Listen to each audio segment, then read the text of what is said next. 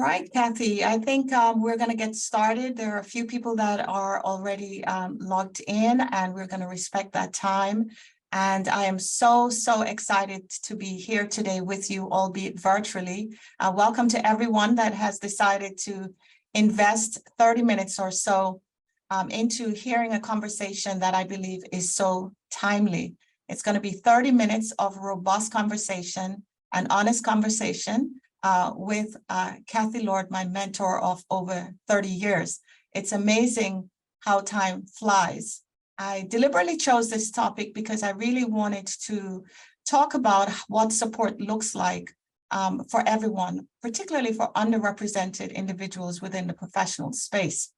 Wherever your profession is, I want you to know that there are different ways that you can seek out support. And one of those ways is through mentorship. And I'm going to use myself as a guinea pig in having a conversation with Cathy around that. And specifically, when I chose the title, I wanted to not just include success, but I also wanted to specifically address how mentorship plays a part in contributing to belonging and a sense of inclusivity within organizations. So welcome to our mini masterclass. For those of you that I have not met before, there's some information on the screen about me. But what you need to know in short form is that I am essentially in the business of helping people to solve people problems so that they can thrive and that they can succeed in the workplace on their own terms. I bring tons of corporate experience and training and skill sets that I deliver to my clients and teams every day. But today's focus is really going to be on my mentor of 30 plus years. When I say this, I feel a little bit more mature than I think I am. I met Cathy when I was 19 years old. As you look at the screen, you can see some particular information about her. But I met her when I started my career in the insurance industry in the late 80s. Cathy, cast your mind back. And I had the privilege of getting an insurance scholarship from a brokerage firm called Johnston Higgins. And I was being walked through the offices, and I was being introduced to all the senior leadership for that company. And one of the person that I had the honor of meeting was Cathy Lord. Imagine how excited I was to meet a woman, a Black woman, a local Black woman that was at the top of her game in the industry. Probably for the first time, I felt that this could be a career choice where I could thrive and where I could feel belonged. Cathy, thank you so much for being here. Thank you for being my guest and for exploring this topic with me in your, I call it, tell it like it is, Cathy style. Cathy has been in the industry for many years, over 30 years. She's now retired, but don't be mistaken. She's quite busy in her philanthropic activities and she leads different committees, as you can see on the screen. And so she's a very active retired person. I think we need to come up with another word besides retired, but welcome, Cathy, and thank you so much for being here. Well, thank you for having me. All right. So Cathy, I have put up there a definition of what a mentor is, right? There are many different definitions, but that's the one I've chosen to go with today. Can you tell me in your own words, based on your experience over the last 3 decades plus, because I know you're continuing to mentor and you're still mentoring me after all these years, that you're still continuing to mentor and have a mentorship role in many different capacity. So in your own words, how would you describe what a mentor is? Well, basically, it's, I think, first establishing a relationship with the person that you're mentoring. And, you know, with you and I, it was an easy conversation that we had from the very beginning. But more importantly, is trying to help individuals navigate through this corporate world, because it's not always the easiest process. And, you know, when I think back in the day, it was even more difficult because there weren't very many people of color. I mean, when I was coming along, I was, you know, very often was the only Black person in the room. So it has been a challenge. Unfortunately, it's still being, people are finding it challenging today. And one would have thought that things would have become easier, but it is what it is, as I always say. But it's always good to have somebody that you can network with to help you to navigate. So it's is creating a really good support system for a individual, whether it be young or one of your contemporaries, because mentoring doesn't necessarily mean that you're mentoring someone young. It could be one of your contemporaries that needs some guidance and assistance in navigating through this corporate structure. Thank you so much for that explanation, or in your own words, of what mentorship is. There were a few key things that you mentioned that I just want to just to kind of sit on for a second about this chemistry. There's a chemistry that is involved in terms of making that mentorship work, that connection, that human connection. I think one of the beautiful things about our relationship was I felt that you were most transparent with me. I felt that you told me not just what I needed to hear, but you were able to share experiences from your side, so that I could see that it was possible. I could see where I like when you would say things like, if I had to do it all over again, this is what I would do differently, or this is what I did well that worked. And I felt that your honesty and your transparency allowed me to be myself, and allowed me in many instances to take some strategic risk that I probably wouldn't have taken if I had the belief that I had to get it perfect all the time. So thank you so much for making me feel safe to really push the boundaries. One of the inherent benefits of having a great mentor, if you notice I'm saying a great mentor, because not all mentors are great, is when they open up their network to you, when they open their network to you graciously. And I remember when I came back in 1991, there was a recession. I had just finished my insurance qualification. I'd done everything right. I ticked all the boxes, and no one was hiring. And I remember vividly calling you, Cathy, and I was just so disillusioned, disappointed that I'd done everything right, but I just could not get access into the market. And I remember that conversation. You were very confident in my abilities, but you were ready to act. And I remember you just said, just give me a minute, I'm going to make a few phone calls. And you made a few phone calls, and I was able to get an interview, and the rest is history. So Cathy, can you talk a little bit about how you can open up your network to help to increase or improve access points of individuals into the marketplace, whichever marketplace they may find themselves in? Well, I think it's just a natural process of wanting to help. And even I was assisting a lawyer just a couple of weeks ago who's having a bit of a rough time. And I basically made some phone calls and said, look, this person has had a bit of a rough time, needs an opportunity. So it's just having the confidence to be able to say, look, someone needs help. And I think that we as individuals need to help one another. So it's a natural process. I mean, even when I think of very often people, the hot topic right now is DEI. And yes, I think that's necessary. But, you know, part of me is a bit frustrated that this conversation has to happen, because it should be a natural process. You know, diversity and inclusion should be natural. In 2023, we shouldn't have to be having this as a topical conversation, because there should be an automatic willingness for persons in the C-suite, say, for instance, to want to include others. You know, and as I said, unfortunately, that is not always happening willingly.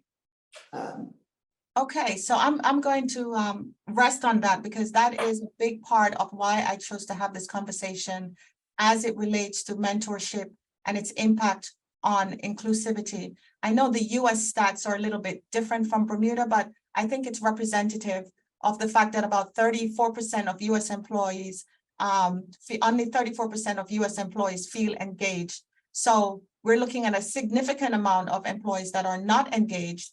And we know that when there is mentorship that is thriving within an organization, that employees are more engaged because they feel more belonged and they feel more included. So as we're talking about diversity, equity, and inclusion, what are some of the things that you think needs to happen to change or to improve the environment for individuals so that they have a sense of belonging and inclusion? You said earlier that it should be natural, but clearly it isn't natural, Cathy. So what are some of the things that would need to be done differently in order to create an environment that allows or facilitate this to happen?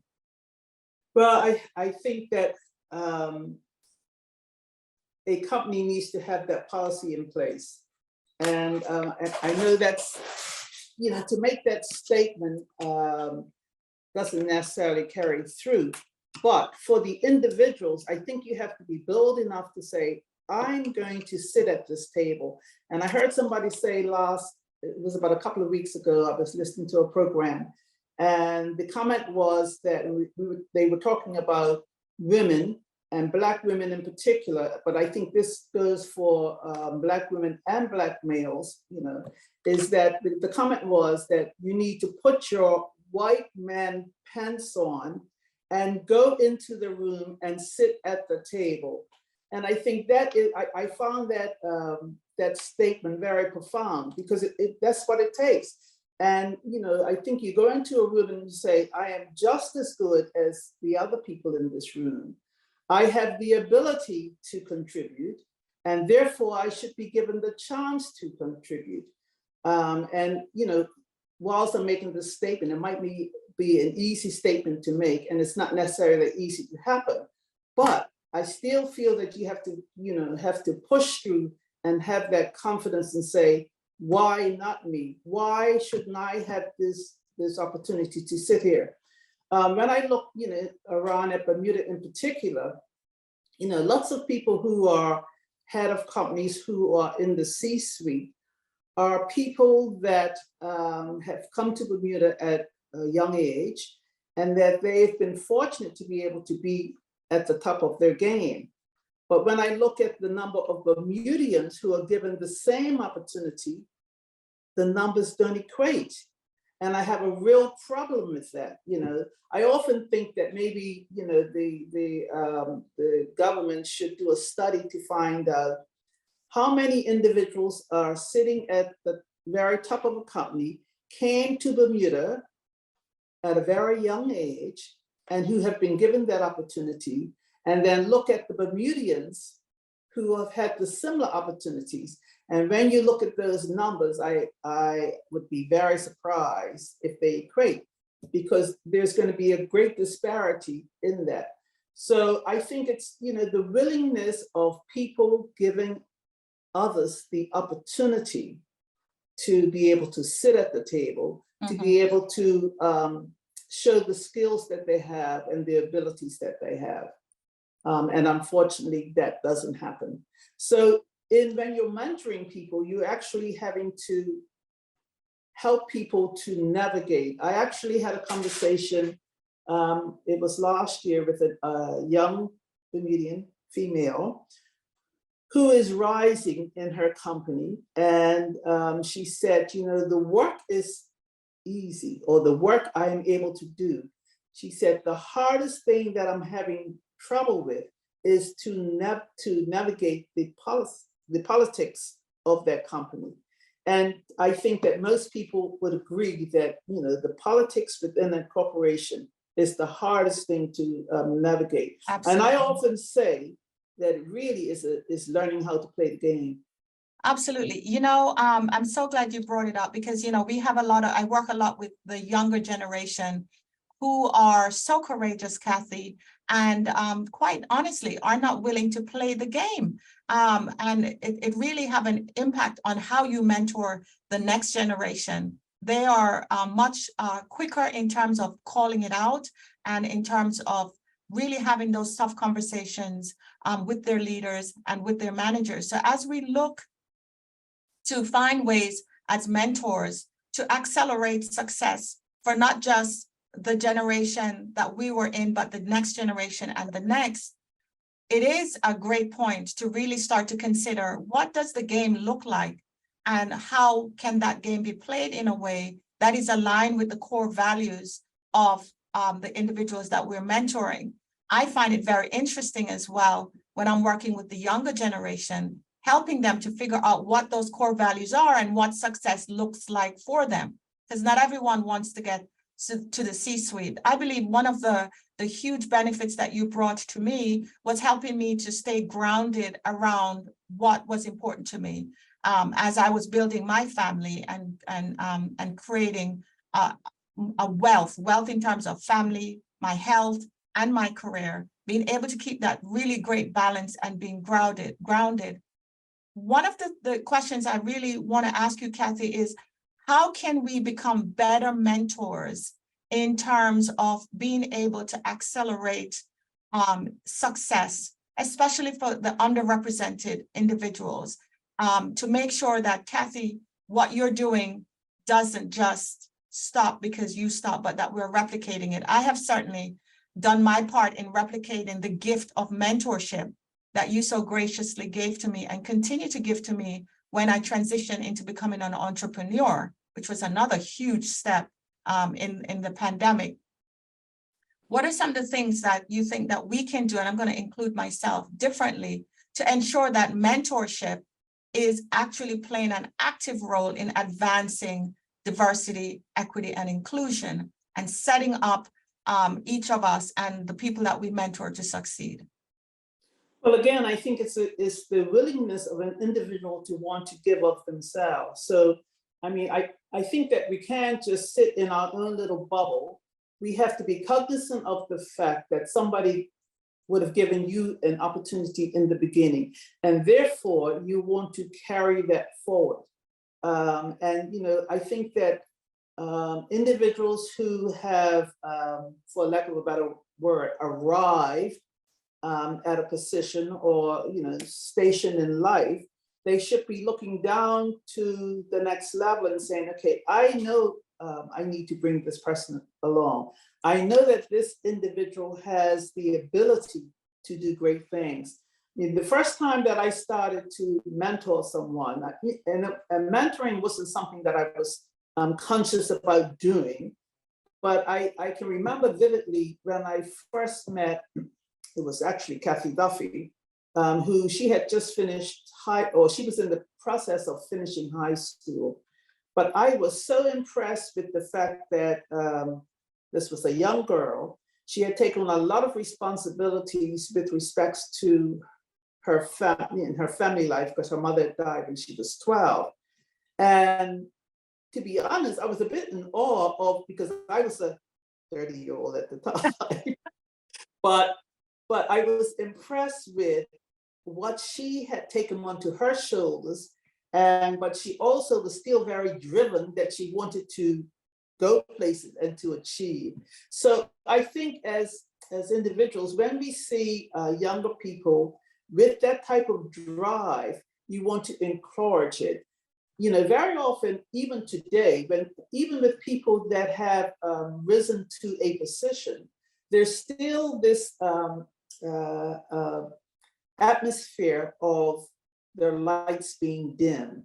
So, you know, we're still trying to navigate, or for those that are working, but even for myself, I've sat on a couple of boards, and, you know, I find there are times where, and particularly males and white males, are very condescending. So they try to intimidate and to disrupt your confidence. But, you know, you have to be cognizant of what is really happening. So the subtle becomes very clear as to the game that's being played. So I think it's just knowing within yourself that you want to be able to share and help people get through this process, so that they will continue to do that for the next group of people coming along. Thank you for saying that. So it's about creating a legacy and being able to contribute something that is bigger than yourself, which is what mentorship does. As we're talking about diversity, a question that I get asked a lot is, have you been mentored by others that are not like you? And the answer is yes. I have had different mentors over the years that were white male, that were white women. I believe that as mentors that we should deliberately seek out to mentor others that are different from us so that we can understand and we can also be able to be more, to show empathy and to be able to become those strong allies that underrepresented professionals need in the workplace in order to thrive. So I also seek out mentees that are very different from me, and I do have mentees that are of different and diverse background. One of the things that I wanted to talk a little bit about, Cathy, is as we look at mentorship as one of those support that we can embrace to really push individuals to succeed. You talked a little bit about self-belief, and I want to really offer mentorship as an opportunity for any individual that may think that they're going it alone to know that you don't need to go it alone. One of the things I did when I met Cathy at 19 was, as I said at the outset, that I was just so excited to see someone mirroring what I thought was just a dream and realized that it could be a possibility, was that I approached her and I asked her, can she be my mentor? Actually, I wrote you a letter, Cathy. I know people don't write letters anymore, but I wrote you a letter and you actually responded to my letter at university and graciously accepted my request to be considered to be your mentee. So if anyone is on this call and you have seen someone, you have been following someone online or someone that you just connect with and you think that could be a support, please reach out and ask for that support, because that can be the difference between a career that is just that has plateaued or where you're just existing instead of a career where you're thriving and you're succeeding, where it's allowing you to really have the support that you can make those bold moves. I've had many conversations with Cathy at various junctions of my career where I made some bold move, whether that was moving from underwriting into claims, whether that was moving to a startup company. Yes, I did that in my 30s. And then coming back out and moving from insurance to reinsurance. That was a big step. And I remember at each junction, just being able to articulate what my thoughts were and for Cathy to give me some sound feedback was very helpful. And it was a safe place where I could have those conversations and make those strategic decisions. So yes, mentorship is critical to your success. I think it's always good to have someone to bounce ideas off of. And that's the key thing with mentoring people, is to be able to put forth an idea and be given honest critique on whatever that situation is. So and it's the chemistry too, because once you have that relationship with an individual, then you can share everything. And interesting for me, so some of the people that I have mentored have become my very, very good friends. I know. In spite of the age difference. And like I have various groups of friends, and so some of my friends that are my age, I always say, my younger group say, make a certain comment. So, it's always interesting to be able to share that with my older friends of some of the things that younger people are feeling. So in a way, it's been good for me because I feel it keeps me young at heart. I still think that I'm very young. So I know you do. Cathy, I believe when great mentorship is in action, it serves you for a lifetime. So you've seen me grown from a young lady into a woman and the person that I am now with a family and husband, and you've seen me transition, and we've become good friends. We're not just mentor, we're also friends as well. We laugh, we have so much fun together. So it's been a gift where this particular mentorship has blossomed into something even more beautiful and long lasting. But not all mentorship lasts as long. Sometimes you may have a mentor that is maybe there for 3 months or 6 months to get you to the next level, and they come in and out. So I don't want you to be disillusioned if you don't have a Cathy mentor in your life, because it all depends on the role of that mentorship for that particular time. I also wanted to mention before we close out about the relevancy of mentoring others that are younger than you, to make sure that you stay current, that you stay on point and on topic and really relevant for what the future requires of us today. So if there are anyone that is listening in and you don't have a mentee, you've thought about it in the past, this may be a good time for you to start looking around and trying to identify those individuals that you think could really benefit from your expertise, could benefit from your connections, could benefit from your experience, and could just really benefit from having a safe place where they can feel supported and really set them up so that they can succeed. And the one thing I would say is that, you know, mentoring is really beneficial to both parties, both the mentor and the mentoree. It's reciprocal, isn't it? It's very much so. Yes, Very yes. much so. Yes, I love it. And I also, as a mentee, one of the things I will say is that it is your responsibility, as I said earlier, to find that mentor. If you've connected with somebody and they don't fit, just move on. Keep going until you find that connection where you feel that you can be your most vulnerable, authentic self so that you can get the support that you need, not just to succeed, but to thrive. I really want each one of us to thrive in the workplace for the long haul. And when you've been given this gift of mentorship, what happens, Cathy, is you want to replicate it. You want to replicate it. You cannot get this gift of mentorship and just keep it. It has this impact where it's like you have to share it. You have to do it over and over. So this is a part of me. It's like in my DNA now that I just look for opportunities to mentor. So as we wrap up, I just really want to say thank you, Cathy, for choosing to accept an invitation from a 19-year-old who needed to see someone that looked like her succeed and know that I did not have to go it alone. And if there is nothing else that comes from this call, is to know that mentorship, when done right, is one way that you can increase engagement, you can increase a sense of belonging and inclusivity, and you can also really become a game changer and see others succeed beyond what you could ever think or imagine. And the critical role of mentorship in helping to help individuals to succeed and to build a legacy, right, Cathy, to build that legacy that is going to outlast you. And I think that's just a wonderful gift, and I really appreciate you for that. Any last words before we close out this call? Well, what I would like to say is I think that people, hopefully they won't be intimidated by the challenges that they are facing in the corporate world, and just having the confidence to believe in yourself and to say to oneself that I am worthy to be there. I have the ability to contribute, and I want to be heard. You know, you want to be able to share and to be heard. I think that's, you know, very basic. It's very basic. Well, thank you so much, Cathy, for sharing that. Thank you so much for your time.